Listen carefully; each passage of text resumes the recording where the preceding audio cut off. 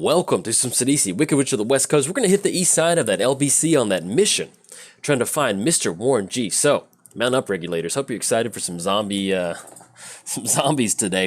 As far as opening hand goes, yeah, I love it. We have Temple of Mystery. It's going to give us a scry going. Have a little bit of graveyard and the river card. We can get that down, put the top 4 cards of our library, hopefully get an additional Sidisi trigger.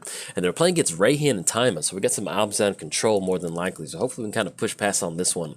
I was going to go for Temple of Mysteries, get the scry going, the scurry, the fever, the insanity, the descent into madness, the questioning of one's own mere, oh, there, watery grave. That's going to be 1, 2, 3, 4, 5. Yeah, I'm okay with that on top at this point right now. Yeah, we'll put that on top. It also allows us with Grizzly Salvage, instead of having to go for a land, we can actually go for some sort of good utility creature. We do have Lord of the Undead in the hand. Other creatures you control, other zombies you control get +1/+1.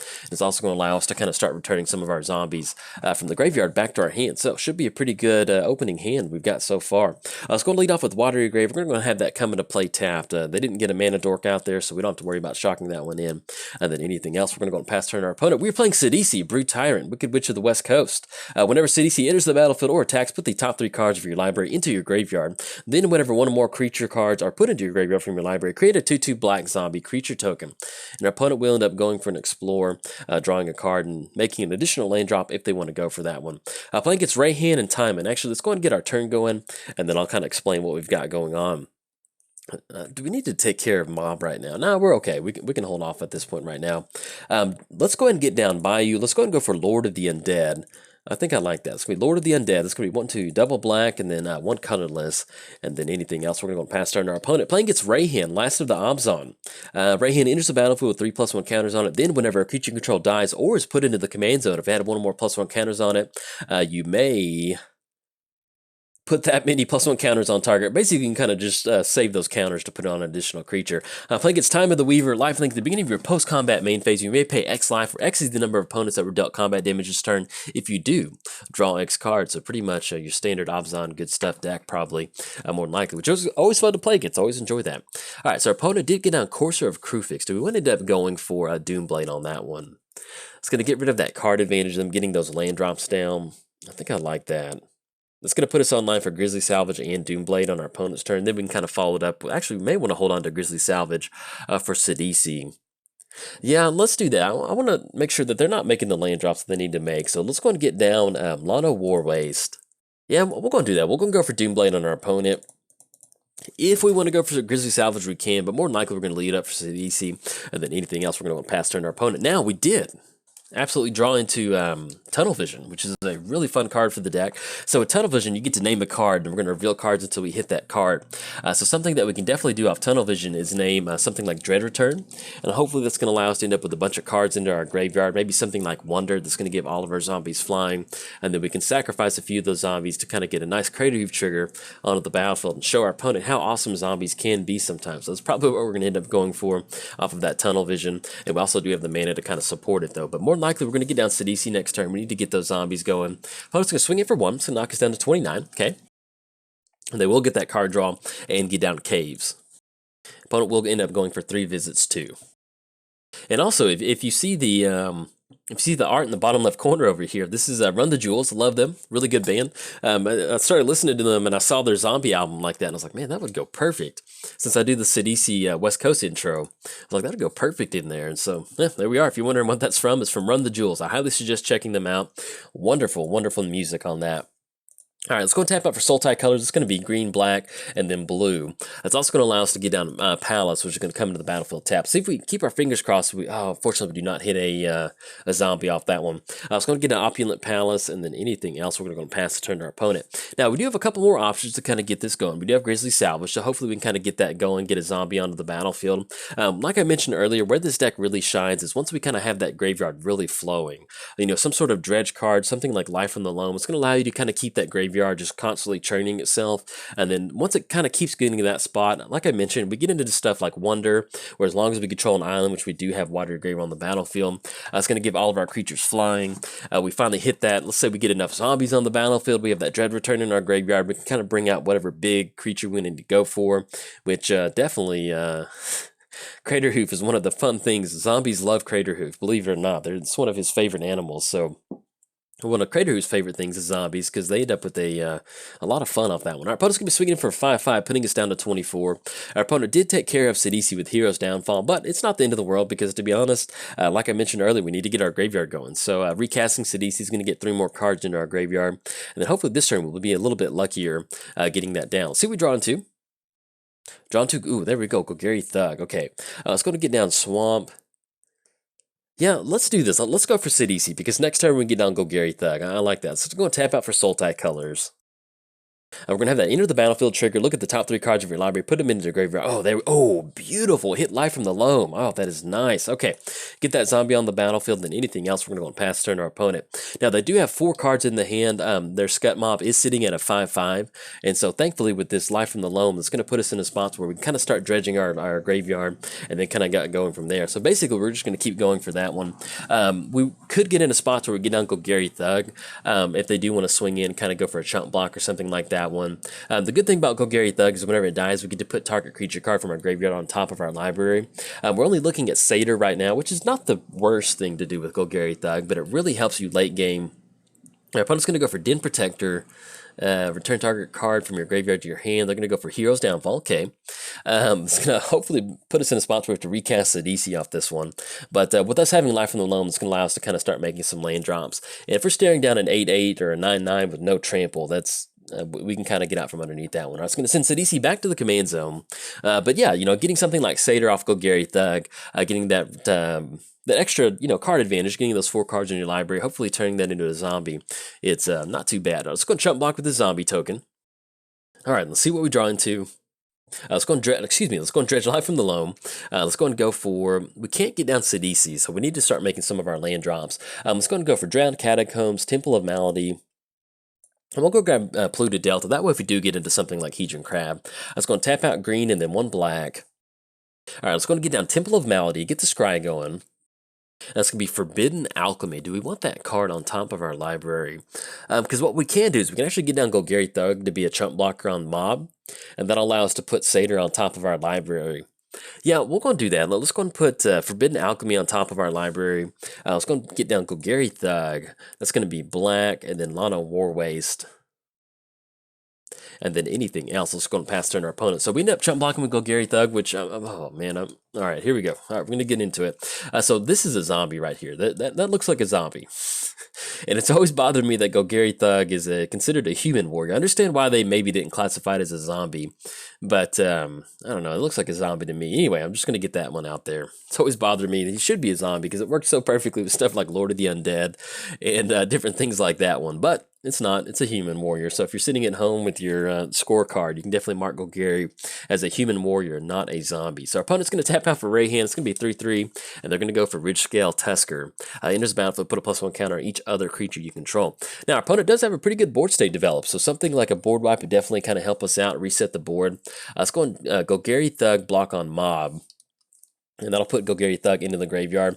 And if we don't want whatever creature's on top, we can always go for something like Life from the Loam, dredging Life from the Loam to make sure those creatures stay into the graveyard.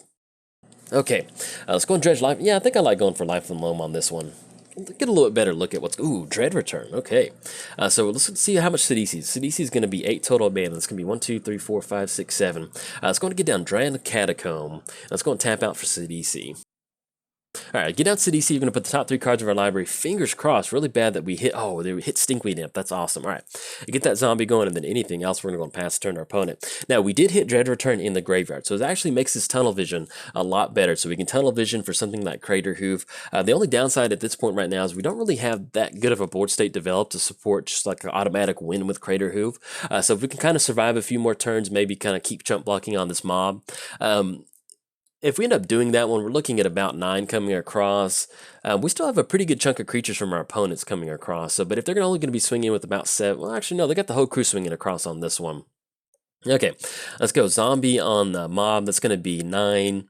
That will be 12, and that will be exactly 16 coming across for next turn. Do we want to throw Lord of the Void? No, excuse me, Lord of the Undead in front of one of the, like the 5/5 or something like that? You know, let's take a hit on this one. I'm okay with this one. So we're going to take a pretty big hit on this one. And the main reason is we've got a couple good dredge options in here in the graveyard. So hopefully we can get another zombie onto the battlefield. We have something like Grizzly Salvage, which is going to allow us to dig a little bit deeper. We also have River to get down, so we can go for that activation, put the top 4 cards of our library into our graveyard. So at this point right now, we're trying to see as many cards as we can possibly hit the bin and see what we can kind of do with. You know, we do have, like I said, Dread Return in the graveyard, so if we run into something like Crater Hoof, we might be able to take advantage of that one. Hopefully we're not dead to... Oh, that's a bummer. Target creature you control fights a creature you don't control. It's going to be 5/5. That is going to get it on that one. Okay, it's going to take care of it. We'll see what we draw into, but after that, going for that Dromoka's command, which is just so devastating. Sidisi just sent back to the command zone about 400 times. We'll see what we draw into, but it's going to be looking pretty slim pickings on this one now. All right, we've drawn to Flooded Strand. That's not going to get it done. Unfortunately, we're going to have to scoop it up on this one. Our opponent's going to have lethal coming across. That Scut Mob really put in some work, and also our opponent having pretty much just some really good repeated spot removal to keep Sidisi off the battlefield. Sidisi is definitely one of those commanders that you need her on the battlefield to really take advantage of her. And if you've got stuff like Dromoka's Command and Hero's Downfall to make sure that we don't get that extra value of stuff hitting the graveyard, it's definitely a really good way to keep her in check. Now, we did have our graveyard. It was primed. It was ready to go. We had Dread Return in there. We're going to be able to bring back Crater Hoof, or if we finally hit something like Wonder, that's going to allow us to kind of push past our opponent's creatures with flying. But Obzon does what Obzon does, and that slowly generates some nice card advantage and use some spot removal to close the game out. They definitely won this one on this one, and good game to our opponent. In fact, if you enjoyed the video, like and subscribe. Thanks. Bye.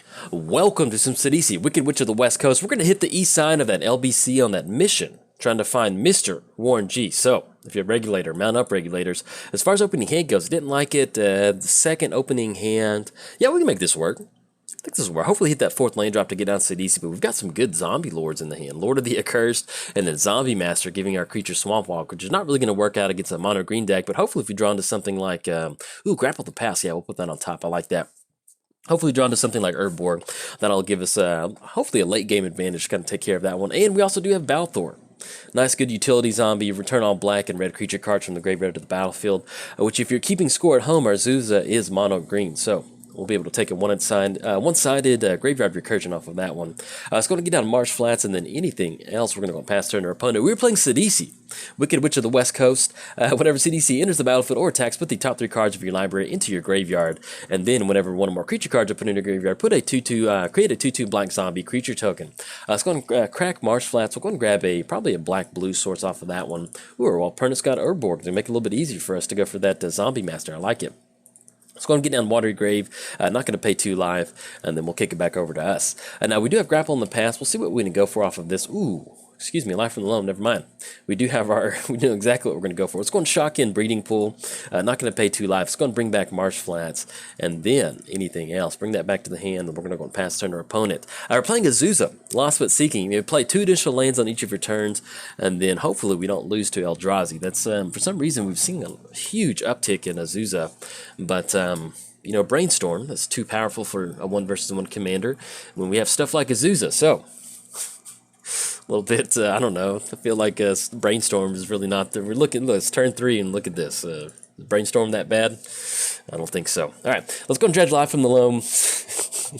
Yeah, I don't know. They took a lot of blue cantrip. I'll get into that here in a second. All right, let's do this. Let's go and get down Marsh Flats. Yeah, we're going to crack Marsh Flats. And let's go ahead and grab... At this point, we'll grab Fetid Pools into the battlefield tapped. Yeah, that's fine. We'll grab Fetid Pools, into his battlefield tapped. Let's go for Life from the Loam, bringing all 3 lands back to the battlefield. Now, one of the fun things that you can do with Life from the Loam, let's say that we were playing some sort of deck. We got our hand all the way up to 8 cards in the hand. If we needed to reanimate something, we could definitely go for that one. Let's go and chunk Mana Confluence, though, at this point, and then we'll go and pass the turn. But yeah, so if you're playing with Life from the Loam, you're playing some sort of Reanimator deck, one of the fun things you can do is grab 3 lands. It's going to get your hand up past 7, and then you have to discard down to hand size. And so that's something that we're going to dredge Life from the Loam off of that. Yeah, that's fine. Let's go and dredge that. Altar of Dimension and Parallel Lives, okay. But yeah, so you can end up doing that, and... kind of helps you with any sort of reanimator strategy that you potentially may end up going for. Let's go and get down Bayou. Let's go and go for Sidisi. That's going to be 1, 2, 3. Let's get the zombies going. And also, if you're a fan of rap, the art down in the bottom left corner, this Run the Jewels. That's the little hand thing that they do, hand symbol. Anything else is going to pass turn. But yeah, as you can see, we have those 3 lands in the hand, so we're going to be able to chunk Life from the Loam into the graveyard. It's going to work out perfect for a dredge for next turn. But yeah, let's Run the Jewels down there. That's their album, their little hand thing they do with the fist and the some sort of symbol with the other hand, with the two fingers and the thumb, and so don't want to hit the YouTube algorithm. But yeah, I love their music, some really good rap music if you want to check them out, and yeah, kind of go from there. But yes, as far as yeah, let's go for Life in the Loam on this. But yeah, as far as some of the blue cantrips, they did get banned whenever Brawl was really, really good in the format, especially in 1 versus 1. And so they banned that one to kind of make different colors a little bit better. But just seeing a huge uptick in Azusa decks, which is they're not the most fun to play against sometimes. I don't know, they make for an interesting matchup. Let's go and get down Misty Rainforest. So we're looking at 3 mana. We can go for Grapple of the Past if we want to. Or if we just simply just tap out for something like Zombie Master, we're going to have that Swamp Walk and be able to regenerate our creatures. Let's do that. I think I like that just a little bit better. Let's go and tap out on this one, get down Zombie Master. Let's go and swing in with Zombie. And also, if you're keeping score at home, Sidisi is not a zombie, which is, make sure we're not running into some sort of artifacts. And yeah, all right, so we're able to swing it for 5 on this one. We're gonna get that Sidisi attack trigger, and then we do hit a zombie off of that one, giving us a couple more zombies. But yeah, Sidisi is not a zombie. I can't tell you how many times that I assumed that Sidisi was a zombie and accidentally swung in there. I don't know, you just think of her getting so many zombies that you kind of forget that she's actually not a zombie herself. All right, see what our opponent's going to be tapping out for. Okay, opponent's going to go for Emrakul. Whenever you gain control of target opponent during that next player's turn, after that, that player takes an additional turn. So they're going to get down Emrakul. Is there anything that we can do prior to passing the turn to them? Let's go ahead and crack Misty. That way they don't crack and shock. Let's go and grab Overgrown Tomb. Well, we need to kind of end up going for Grapple of the Past to get an additional zombie if we want to. Let's do this. Let's go and get down Tropical Island. Let's go and go with Grapple with the Past. Put the top 3 cards of your library into your graveyard. That's going to be green, and then we can return target creature card or land card from our graveyard to our hand. You know, let's go and bring back Gem Palm Polluter. Yeah, I like that. It's going to put us in a spot where we can cycle, maybe get a few more zombies onto the battlefield. And then we're going to get 2 more zombies going. Or excuse me, 1 more zombie, and then anything else, we're going to go and pass turn to our opponent to let them do our turn. So we'll see how they want to sequence this one turn. We are looking to Emrakul. It is sitting at a 13-13. They have 0 cards in the hand, so we're going to be able to bounce back from this one. Even if they do swing across the board with something like Sidisi and Zombie Master, we're only looking at 1 block from Emrakul, so we're going to be able to bounce back from this one. But let's see how our opponent wants to kind of split this turn up. But yeah, like I said, we're going to be able to make the land drop. About the worst that they can do would be something like getting down Marsh Flats, cracking, failing to find. But that still puts us online for 6 mana next turn. We also still have Lord of the Accursed to kind of go for. Thankfully, we don't have something like I can't remember the card, but it's the card in the graveyard where you sacrifice, Return Dread, to where they can sacrifice 3 creatures to bring back a creature card, because we do have Crater Hoof in the graveyard. So that's something that we can start working towards getting that milling option going. So opponent's going to cycle that one. Target player loses life equal to the number of zombies on the battlefield. It's going to put us down to 20. I totally forgot that was a target player ability. I thought it was target opponent. Okay, never mind on that one. So maybe that wasn't the best grab off of that. But at least they did kind of chew up some of their mana for the turn, getting that one down. But yeah, Gem Palm, it's one of my favorite. It always reminds me, I built a mono black zombie deck when I first got into Commander. Not Commander, but when I first got into Magic. It's just like a casual mono black deck. And Gem Palm was one of my win conditions. Get down stuff like Gravecrawler, and then there's a couple enchantment. There's like this one enchantment that would you'd be able to get down a zombie, and then it was like a one drop enchantment, and then you would lose life if you didn't have a zombie. So yeah, long story short, just kind of using Dark Ritual to dump a lot of stuff, a lot of zombies onto the battlefield, and then using Shepherd of Rot in addition to Gem Palm as a win condition for the deck. So that's definitely something I kind of have to show off one day, maybe kind of redo it. All right, so opponent does end our turn with Emrakul, and we'll be able to take an additional turn off this one. Let's go for a Life in the Loam option, get that dredge going. Unfortunately, do not hit a land off of that one. Let's go and get the land down for the turn. Let's go and go for Swamp. Actually, let's get down Command Tower. And let's do this. Let's go and tap out for Lord of the Accursed. I think I like that. Let's go and get down Lord of the Accursed. You know, let's also get down Nyx Weaver. That's going to give us reach to kind of protect against Emrakul. It does have trample, so it's going to complicate things, but I like at least getting down Nyx Weaver. It's going to be 1, 2, 3. What we can do is simply just go for the activation next turn. Now, here's the kicker. Do we want to swing in with Sidisi to get that extra trigger going? They're simply just going to chump block with that. Yeah, let's just go and pass the turn. If they end up swinging in with the Emrakul, that puts us in a spot where we can swing in next turn on the back end. We also still have Balthor to go for, so we can end up getting down Zombie Master. It's going to bring back Zombie Master, give us that Swamp Walk that hopefully might allow us to kind of push past on this one. It's also going to allow us to bring back Crypt Breaker and then something like Fleshbag Marauder to kind of get that sacrifice ability going. Our opponent has 0 cards in the hand too, so I'll definitely take that one. All right, so if Emrakul swinging across for a 13-13, yeah, we'll go and let that come across, because what we can end up doing is we can use that activation to bring back, simply just bring back Fleshbag, and that's going to get rid of Azusa, or if we draw into something else, we can go for that one. All right, so we're going to put the top 2 cards of our library into our graveyard, and then we'll put Shepherd of Rot onto the battlefield too. And let's see what we draw into. Draw into Grave Titan. Okay, so long story short, with us only having Nyx Weaver, I was hoping that we'd be able to mill into something else. We're going to have to get some cards going into the graveyard. Let's go and flashback on Tracker's Instinct, because we need to get some sort of spot removal. It's going to be a little clunky on this one, but yeah, with Nyx Weaver, they're going to be able to swing across with that extra trample damage. And yeah, at this point, we're just trying to dig for something. Okay, so we're going to have that one. It's going to get down Swamp for the turn. Yeah, unfortunately, we're going to be able to swing across for some damage on this one, but Emrakul is going to get in the air because it has flying and trample and protection from instant. So if we draw into some sort of spot removal, our opponent's going to get on this one. Good game to our opponent. Yeah, the Emrakul got it on that one. Should not have gone for that Gem Palm Polluter activation. I think that would have bought us another turn for the turn. Unfortunately, that was one of those... let's go and scoop this one up. Yeah, by me going for that Gem Palm, bringing it back to the hand, I was thinking that it was target opponent loses like equal to the number of zombies that you control. So that definitely kind of gave them a little bit of a nudge towards closing the game out with that.